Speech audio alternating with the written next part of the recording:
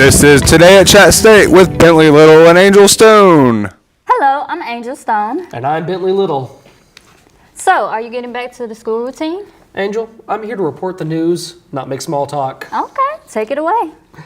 Actress-comedian Mary Tyler Moore, whose 1970s series helped usher in a new era for women on TV, died Wednesday at the age of 80.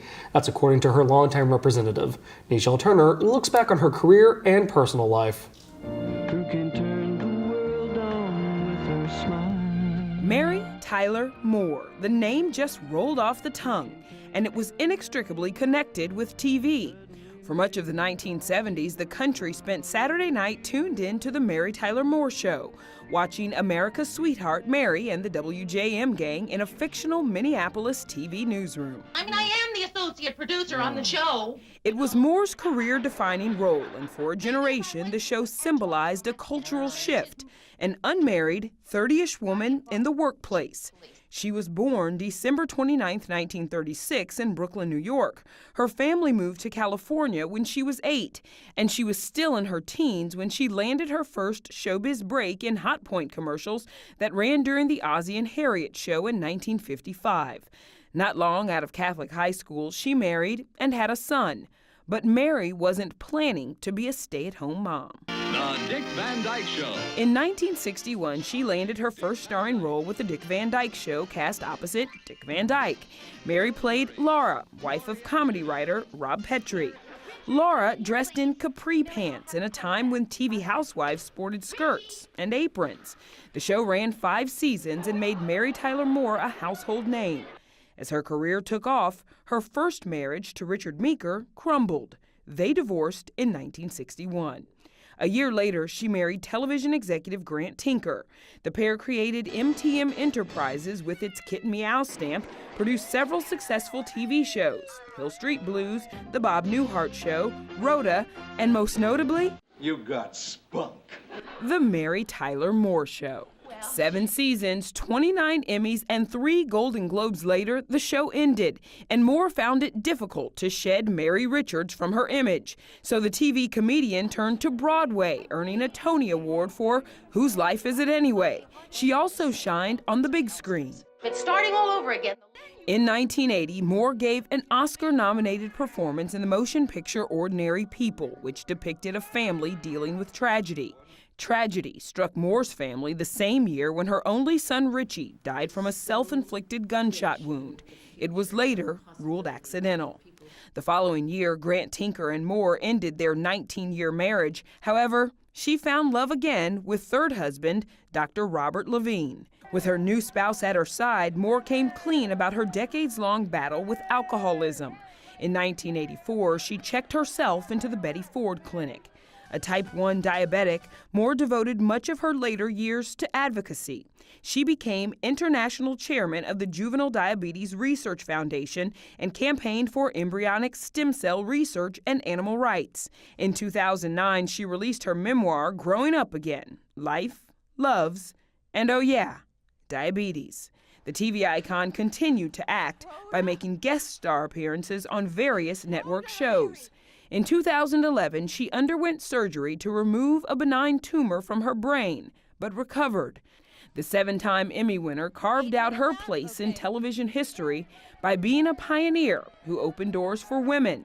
Even though life wasn't always perfect, Mary Tyler Moore really did make it, after all.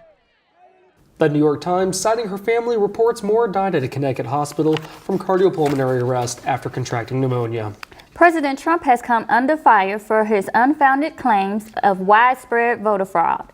Several officials who oversee elections in their states call the claim bogus. California Secretary of State says it's harmful to the democracy.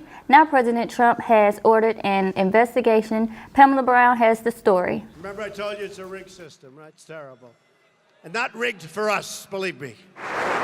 Today, President Trump announcing without any proof he wants a, quote, major investigation into voter fraud, tweeting the focus will be on those registered to vote in 2 states, those who are illegal, and those registered to vote who are dead. I, Donald John Trump. The call comes on the heels of his repeated and unfounded claim that 3 to 5 million people voted illegally in the election, costing him the popular vote.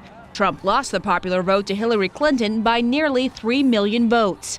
Today, the White House said the probe will go beyond the 2016 election. We have to understand where the problem exists, how deep it goes, and then suggest some remedies to it. But who would be in charge of the investigation remains a mystery. Department of Justice officials who would typically handle voter fraud allegation investigations say there's no predication, such as a specific credible allegation of voter fraud, to even launch an investigation. There is no evidence that people voted unlawfully in the November election, and certainly not by the millions. Trump's own legal team has argued that no voter fraud occurred in the general election. White House counsel Don McGahn wrote in a legal brief in December, all available evidence suggests that the 2016 general election was not tainted by fraud, and responds to an effort to block the recount in Michigan by Jill Stein. The White House saying that was true only of the states where results were close. There's a lot of states that we didn't compete in where that's not necessarily the case.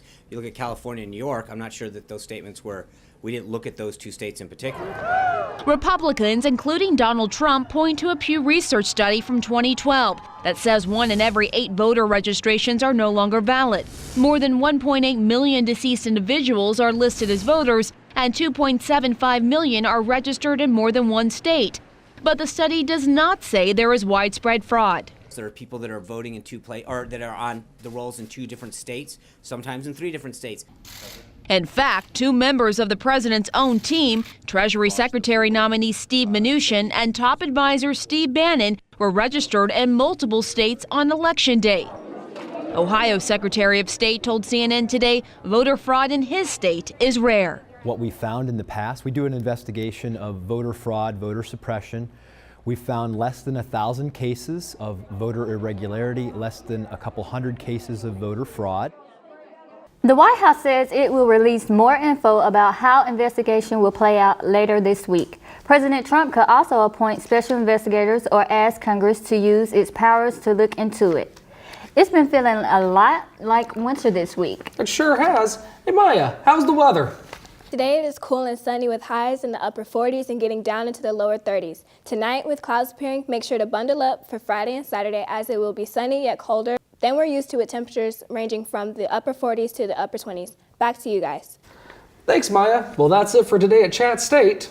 Be sure to check us out online and Wall TV in the amphitheater. We'll leave you now with footage from Chat State Tigers versus Roan State last Saturday. Go Tigers! Go Tigers!